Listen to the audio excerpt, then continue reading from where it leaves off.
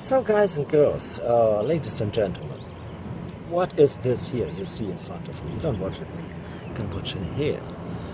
Okay, this is my own setup of a nice 3D camera after I've tried so many ready-to-go cameras from industry, once offered by Sony, by Panasonic, by later on some VR companies, like self-made companies, like startups, yeah, and which always disappointed me. I will explain you later on when I'm home in my studio what I tried, what kind of types of cameras, what's the difference about it. And here you can see simply my own construction, which I found out has given me the very best results I could have ever imagined. Well, 3D depends on the stereo basis.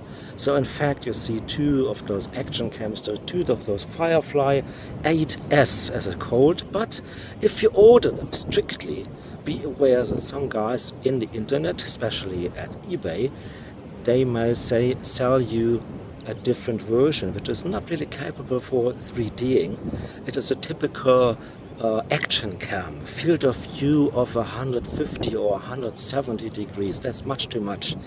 But these Fireflies are available with the FOV, it's called FOV, field of view 90. So when you order it, and you can mainly order it from China now through Amazon, and then just make aware that you order the right, the right lens. The camera is the same, but the lens is, in fact, a 90-degree lens. It's a perfect wide angle without giving you any distortion. And that makes 3D much more realistic to watch it later on. Yeah, I'm here at Port Alfred, or not far from Port Alfred in South Africa, the most beautiful coastline of the planet. And well, we have 1,000 k's to the left and 1,000 more to the right wherever you go to, and even more far away here comes Mozambique, then comes the Atlantic on the other side, then comes Skeleton Coast, Namibia, and you can go far. Africa is so beautiful, you just have coastlines without ending, and it's such a beautiful and nicely friendly country. So it's the best place here on top of the lighthouse, of the Fish River Lighthouse, to try out some 3Ding, as I was telling you, as it meant to be 3D, because you want to see far, you want to keep that with you, you want to keep your memories with you, and in a far distance like this, the industrial cameras simply don't make any sense at all. You will see it later on if I give you some. So let's switch back to my home and see some results later on, and also explain you how I edit this. Very simple. Alright, thanks for watching. See you later. So, hi guys and girls, and hi ladies and gentlemen, whoever is around. So I would like to talk a bit about 3D, about the difference between 3D and VR. So where's the definitions, what is this all about all these complicated abbreviations. So I do it in English. I have a little bit more spectators, because who in the world speaks German? Well, I do, definitely, but it's not. We are here on the World Wide Web, so we should be worldwide. So first of all, I would like to tell you about the idea about 3D. I was very curious since I was a child. We had some kind of meetings, so some kind of people showing slides mostly in 3D. So we had those guys having two cameras with two slide phones inside, and of course two projectors and one screen, and then you have the polarized systems. And of course, even in those days, you had to wear some polarized glasses in your eyes. So 3D always reminds people on you have to wear glasses, and especially I think those ones who have to wear glasses to watch a clear picture during the day. Anyway, they had some difficulties because they had actually two glasses on to wear, so that was pretty too much. And so industry goes on, development goes on, and of course we had computers and those systems and video systems went better and better all the time. And we had higher resolutions. First we started with PAL or VHS and all those kind of systems. And now since we are digitalized, the so-called resolution means the number of points, the number of so-called pixels makes out each picture, each frame of a film, of a movie. Is going to be higher and higher again. So now we are talking about, first thing comes HD, and now many people talk about 4K. So what does a K stand for? It's actually like if you go to a grocery or to butchery and ask for, I want to have a kilogram of steak, so you ask for a kilo. So then nothing means a K means 1000, so 4K is something around 4000, and that's a number of pixels indeed on a horizontal line. It's not actually true, it's some crooked value. HD has 19 and 89, 1800, no, sorry, 1980 pixels. So that's 2K. It could be easy like 200, 2000. And same as 4K, and there's not even one 4K, there's two 4K, there's a real 4K for using the cinema, and there's a consumer 4K which is sold as 4K. If you see a 4K camera, it mainly does 3800 and something horizontal pixels. So there's not too much of an importance. It's just as more pixels you have, as higher as the resolution, and as more clear and more detailed the picture or the movie comes out. So that's what all about. Now what we are used to is a 2D, or normally a screen. If you have the screen here, what you normally does have on any computers, you have nowadays a 16:9 ratio, and so you're able to watch movies whether you watch TV or go into cinema or whatever. You have a flat rectangular picture. And 3D is actually the idea to make it more vivid, to make it more realistic at all, and to show somebody or to remember what you've done in your holidays, and you always want to watch it like it was. So that is the basic idea, and that actually fascinated me since I was a little child, a little teenager. With all the technology today, I was very, very, very happy after about 2005, 7, whatsoever, at the ITB here in Berlin. Sony came up with the first production or first consumer camera like this one. This is the first 3D handy cam. It's an HDR TD10 it was called. Don't look for it after, no chance. This has its days already, so it's put away from the market since a long time, even from now. So unless eBay or any used equipment, you won't find anything.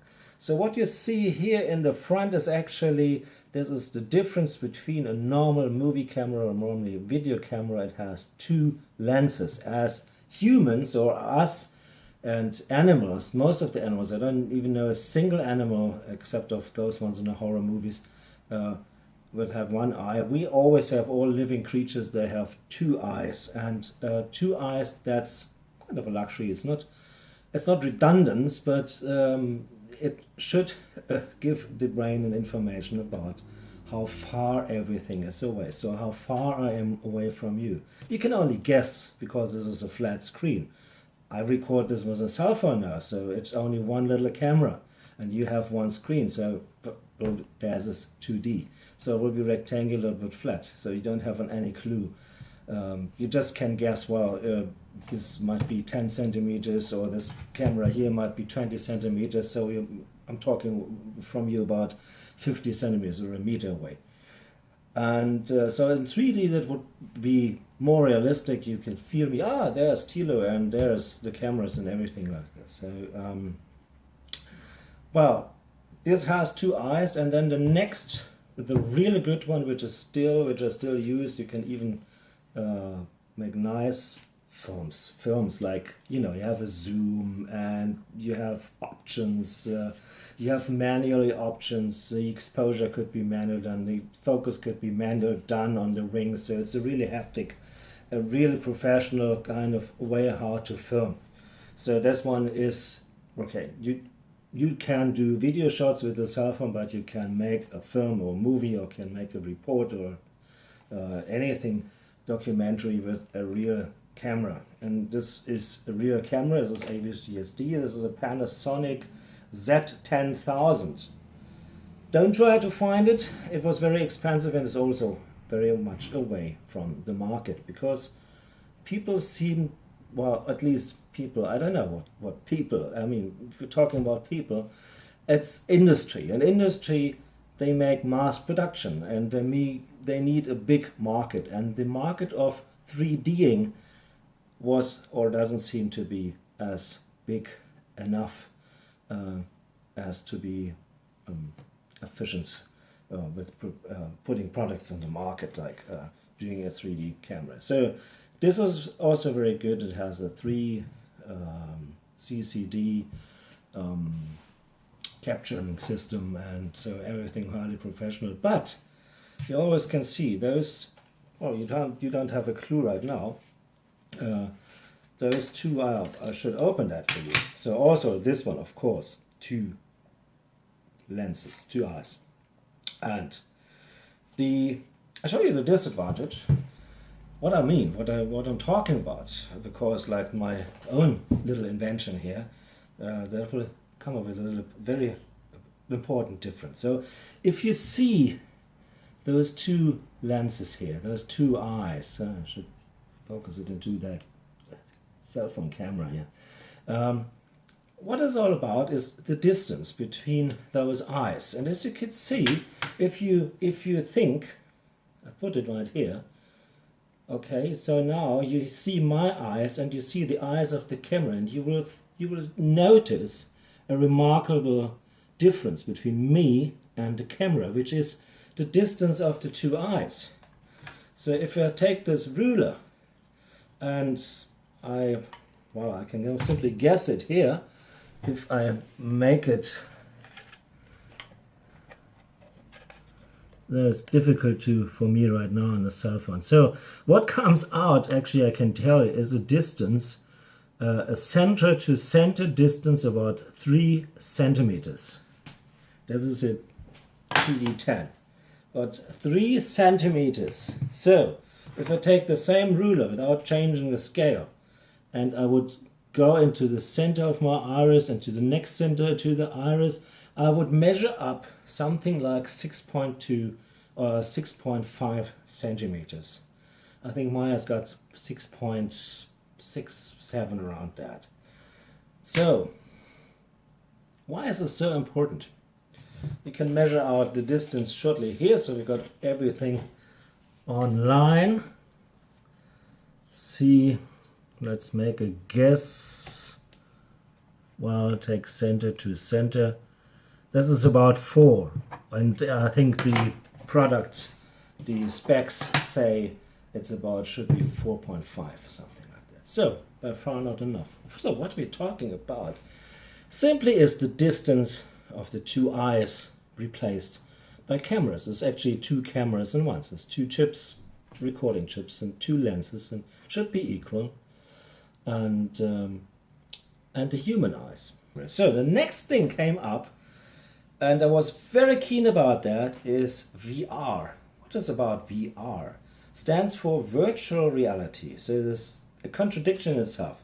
Whether it's virtual or real, I can tell you frankly, my opinion is there's only one reality, and that's the reality I live in, or we live in. So when I feel it going out in the morning, I feel for me that's the reality. I know in the quantum physics it might be kind of a difference, but for me I can only live right now, so I do my very best out of it, and you should do this as well. For me, everything surrounding me, if I see something, if I touch something, if I breakfast, if I got my drink, if I've got my whiskey, this is pure reality, okay?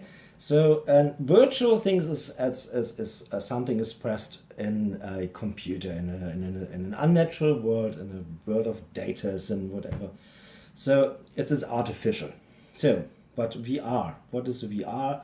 VR is, its aim is to bring reality as close as possible into unreality. So whether you want to remember something, like as if you have seen it before, or if you want to play games and you want to be like in the field, you want to be in the room, you want to be like, I like flying, of course. So for me, the very best thing was VR. I have a HTC Vive right there in the back, and I have a simulator running on that, and I've never done anything better than this in a simulation way. So I must frankly tell this, unless the resolution is still a problem. Now, we don't find this on the market. We find this on the very modern way of crowdfunding. So we push something, some guys push something on the market, say, hey, are there people interested in that? Then you can give us some cash and we produce it. It's very high risky, but I did succeed, so I didn't run out of money, and I always got what I wanted to, unless the waiting time was double as much as predicted. And the first thing I was about is a real VR camera. This is a Vuser or Vuser, Views, whatever. Comes from Israel. Vuser doesn't sound Hebraic to me. Don't know what it stands for. It's anyway, I call it a UFO. That's from the top, and that's from its side. And what you can see easily here is we have 4 sides with equipped each 2 eyes. And if you compare my eyes to their eyes, you really see an advantage. Now those people became a bit of more intelligent. They uses a human eye separation, and that's why the company or the product and the project is called Human Eye Technology. Okay, so my first impression about this, it has come with an editing, not an NLE, but a stitching program, an app. Yeah, because like it records 8 round fisheye kind of things, and it is placed because that's the limiting factor today. Is the recording and the playback systems. They run on a rectangular basis only. So what they do have to keep the information, to put it on a rectangular kind of picture. So what it does is very funny. You look through 8 small little eyes, small little things, and all about is 4K. So what I was about to tell you was the equivalence of the distance of each side's eyes with the human factors, or normal human stereo, what is called a stereo basis. Yes, if you read about 3D, that is one of the major expressions you have to find out in the specifications for each camera or the system, the rig you're going to build. And I want to, as latest, I want to give you a clue how you can do this, how you can perform. It's a very easy way.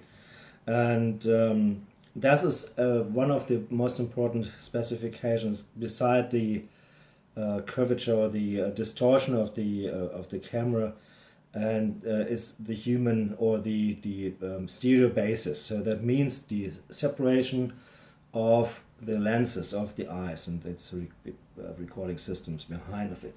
So I put this away here. The good thing, the only thing here is there's many things like this on the market, but not at Best Buy or Saturn or MediaMarkt or Fnac in France or whatsoever. I've never actually seen one of those. It's always something like on a free market in the internet. So you have to find a way through it, and you can order it there and so on. And the latest or the last thing which I ordered, and this was also a startup or self-made kind of company, is the Lucid Cam. The Lucid Cam is also sold as a so-called VR camera, but it's not really like I like to say VR, because the advantage of this one is if you watch it in, you have to watch it, simply have to watch it with a VR goggle. It means like the Oculus or the Vive, at least, and it comes very bit difficult if you want to place it down to a cell phone. I did my first trials and sent it to Google, uploaded it without register, uploaded to Google and downloaded it again from Google, so my cell phone was able to play it. And then with the cell phone you have small little goggles like this, or a little case like this, plus very uncomfortable, I must tell you. And I showed it to people in the company. We were asking about, well, maybe for training purposes. I'm in aviation, so the difficulty was, well, we can't get anybody into our hangars right now through security reasons. So for a classroom, for telling people, well, how is the size of an engine, how does it work, how to go look into a hydraulic system of a plane, that was the best here. And so, but still the resolution is a problem. You really can't read anything which is on the gorges in the cockpit. Nothing of this is possible. It's a whole flickering. It's a wow effect, but it suddenly disappointed me. And this one is a system you could add 2 more of them into a full VR system. That's what they promise, that's what they do, and they offer a mount for them, I must be fair. But this is a 180-degree camera. So, also here, also there. Oh, here you can watch my eyes in comparison to the Lucid Cam. It's actually upside down now, but it doesn't matter. Well, very easy way. Pictures or videos. There's of course an app that works with a cell phone as a remote. But, well, you have the appearance that suddenly here and here, after that, like a pet, when a pet is sick, you have those tubes around the necks. You sometimes see dogs running out of that. They're not shocked whatever is happening behind them. So you feel like, a bit like, because like this is black. Everything behind you is black and you have to feel it. Oh, there's everything next to me. After 90 degrees, left or right, everything behind that is black in the VR, in the goggles. Yeah? And also, very low resolution. I think they came up, first I ordered this and it came up with only HD. And then secondly, by a coincidence, they said, yeah, with the next firmware, download the firmware, we are upscaling it to 4K. So if it's produced in 4K, in HD, what will be an upscaling? Upscaling is not really the way it should be like. And we're quite bad, it's just an upscaling, because with the firmware to download, the inside has never been changed. So also very disappointing, very fuzzy pictures if you see it really right through. And of course you have the distortion. You can't use even for a rectangular way of playing back, you know, because like you have those 2 fish eyes next to it. And this is wasting. We are talking about resolution. This is the waste of it, because like if you think about it, say, well, where is it? What comes out is, I show you very quickly, is those 2, I make it here, I can't draw, absolutely not 2, it's those 2 circles with a picture inside of each eye. And the whole rest of this should be a rectangular picture as you see it on a media player, for instance. You see those 2 eyes, everything spherically within 180 degree, both of them, and the rest keeps black. So if you use 4K, you use about only, not even half of that, because everything, it's like your mother did with stamping, you know, the cookies, how to make cookies, and there was like, you know, they make those little standard forms and everything. There's a waste, and everything you have to screw it back and curl it back. And as me as a child, I was happy to eat this raw stuff. And that's how pictures, that's how those systems all work. And so that is a waste actually. So you don't even have 4K on each eye. You even have much less than HD for each eye. And this can't work properly, because if you project, if you watch a VR movie, it is nothing but putting your display right into your eye actually. It's about a centimeter with the lens system. Yeah, and so you watch it like it's like as if you walk into a cinema, not just taking the first row. You would climb up the stairs there to the little bridge there and watch the movie right with your nose on the big screen, on an IMAX screen. So what you come to see is 1 or 2 pixels for each eye. That's what it's all about. And those people, they don't really have to think about what they do, because we have to wait until industry and the standards are getting that high that we can afford maybe a 20K system or a 32 or 36K system. Yeah. So we have to wait a little while until we got into that point, and we'll get there. Definitely we'll get there. We're going to Mars in the future. That's not a big deal anymore. It's just like being a bit of patient. So meanwhile, I said, well, industry could not satisfy me. That was my point. That was the conclusion of all of this. I take it away. It's nice to have. It's not even sellable enough for eBays and people like those. So I made my own. And it was very hard. The only thing was, it was very hard to find cameras small enough, but having as far as no distortion. Distortion is what you know from, well, the first action cam or the one on the top of the market, knowing everything. I don't want to make it. By the way, I'm not making adverts. I'm not paid for this. Everything I show you here, I've paid for myself. Okay, so I'm not sponsored.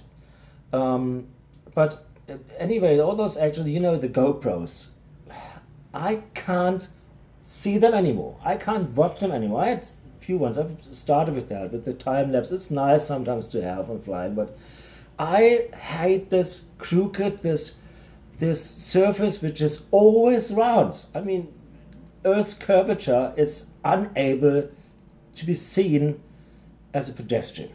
Okay, so I don't want to make myself feeling like as if I walk into the forest and everything is round, and I'm 2 meters away or 5 meters further there would be Australia. It would be nice, but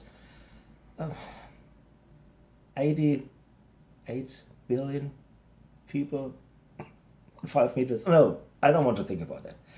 Okay, so what I did is I ordered, I googled, and I found. And the only thing I have to tell you now is you won't be able to buy, especially those cameras, in Europe. Of course, might be the EU. The EU is forbidden everything. Yeah, it's always like ban everything which could be suspicious. Yes, and if there's 1 out of million camera producers making a action cam without a distortion, no, we don't want to have this. Don't put it on the market here. Anyway, this is called, if you want to look for it, you can order it through eBay, but it mainly comes from Hong Kong or China, so I don't know how long it will take to produce. It will arrive. And some are British models left over maybe, and maybe you should order them before Brexit starts.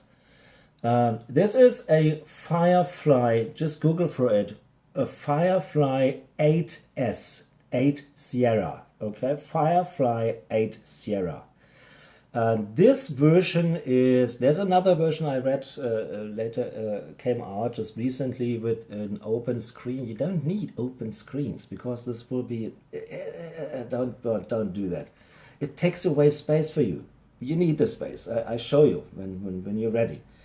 And so order twice, because you can make 3D basically out of every 2 cameras, but you have to order 2 of the same model, because the picture is not, I read so much warnings, warnings on warnings, don't do that, you get headaches, and if the white balance is a little bit different, you get headaches. You won't even notice that, I tell you. I don't even notice it. This one is a little bit more bluish than the other one.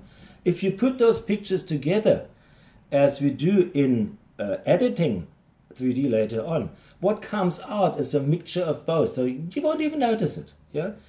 And so what you need next is you have to place the cameras, and I want to have my eyes. So you measure out your eyes, go with a ruler and try to find a system or a setup that makes it possible that you separate those two lenses about 6.7 centimeters away apart from each other. And I found this in the internet. I found this rail system. It's not a rail system. It's actually something for a tripod. There's tripod systems to squeeze in. So it's just it's actually made for one camera and one flashlight or one lamp, video lamp, or anything like this. So to place it together. So it has two screws, normal screw mounts, which used with every camera. I think is quarter sol, common tripod screws. Okay. And a tripod screw in the middle, which is kept free, so you can even put a tripod or a nice gimbal on onto it. So you're very flexible in how to use this camera setup. So I did this already. I put this rail system, and it's called here. I've got it on the big river, the amazing big river. I do not like this company. I really declare I do not like it. I don't like the way they're treating people, but sometimes if you don't have a Learjet and you are able to fly around the world and go into any shop or any manufacturer to pick it up yourself, you certainly need it, especially for those special demands you have on if you're talking to them. So this is a Mengs PU 140. A Mengs PU. I put the links down on YouTube. And this, by coincidence, it didn't take too much of space, and those kind of cameras, they perfectly fit inside. But now it was the difficulty to make them exactly parallel. So as I started as an experiment, I bought myself this ruler. I needed two functions. First of all, that those cameras are parallel, and secondly, when I record twice, I had to give a little ding, one, I always say in the video, because like this is important to have a peak in the soundtrack when editing, because you have on a line on the NLE, left and right stream must be exactly synchronized. So this is the very best way to synchronize. And since a couple of days, my colleague, he bought himself you buy dogs? I don't know, yeah, you buy dogs. He's got a dog now, and it comes with a whole bunch of things, and he gave him this clicker. Should be a dog clicker. I don't know what dogs are doing with that, but this is perfectly, because then you have the click sound, and I even have microphones, external microphones, so I have 3 tracks to put down underneath each other, and that is the very best way to synchronize. It makes lots of fun. I can't stop doing this. It's so much funny. And people in the subway might think it's a crazy thing, but unless I'm in Berlin now, so there are lots of crazy people around, and much more crazy than I am sometimes. So put them on here. Now, to make it steady, to make it parallel, just a hardware store does help. You know those little aluminium rails they're gonna have there for a kind of wall decoration, or to cover edges or anything like this. They've got everything like this. They've got round stuff, they've got square ones, they've got rectangular ones in all kind of sizes. I used for those little centimeter ones.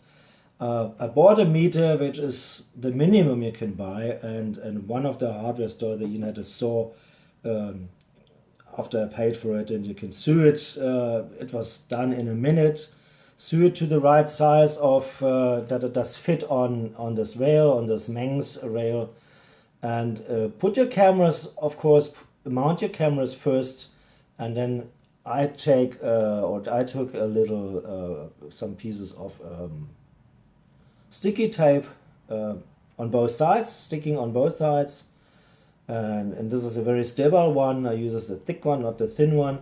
Use the thick one, which is for outdoor purpose. Ask for outdoor purpose sticky tape, both sides, double side sticky tape for outdoor. Then you get what you want. And then you always, like, of course, you cut it because it's a little bit more wide. You cut it off, and once you did it, just put those cameras on, put the rails, squeeze them in, and give some pressure on it, and it will harden in a minute. And then use the second, or your cameras on, and you still have some air in between those rails. You can adjust evenly, you can play around a little bit with your eye separation. And of course, I'm not doing the long range thing. I always like film the flights. I attach them on the windscreen and whatsoever. And of course the batteries inside won't last that long, so it is important. There's a slot, there's enough space for a charging cable into a battery, a battery pack, which is always in my luggage, of course. And it runs perfectly for hours and hours, unless it comes to editing later on, but I will tell you in a later spot how I edit this.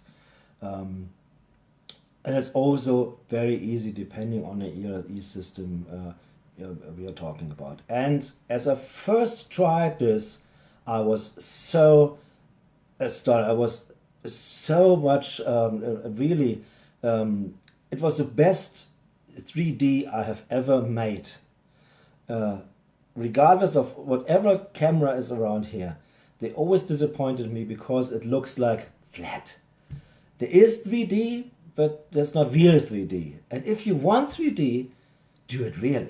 And industry, please give us a nice chance for a nice 3D camera, and people will going back into 3D. I'm quite sure.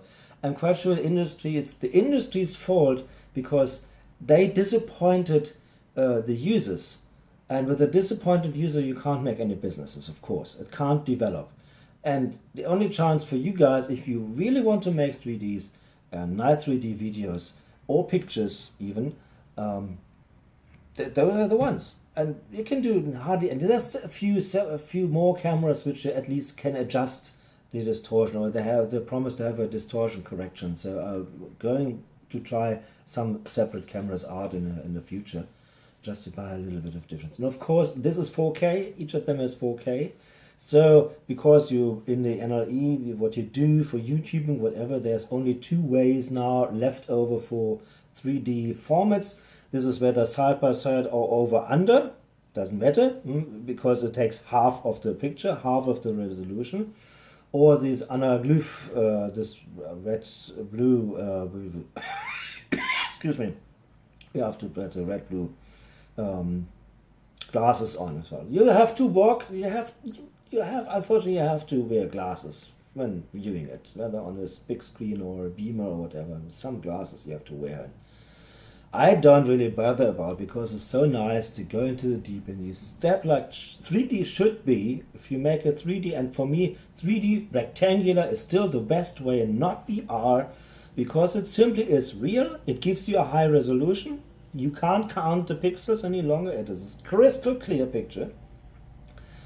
But it looks like as if you at least have a window. Your screen is the window to the rest of the world. And you see the world through this window as it was when you recorded it. And nothing else I wanted. Nothing else but this. It's very easy, isn't it? So, okay. I'll show you in my NLE system with some screenshots how to edit tracks or footage of two of those cameras and how to place them there. And actually with my editing system I'm using Edius. It is a very simple way. It is a bit of a workflow. I found out later I could have made it easier, so I want to show you the latest version I work with.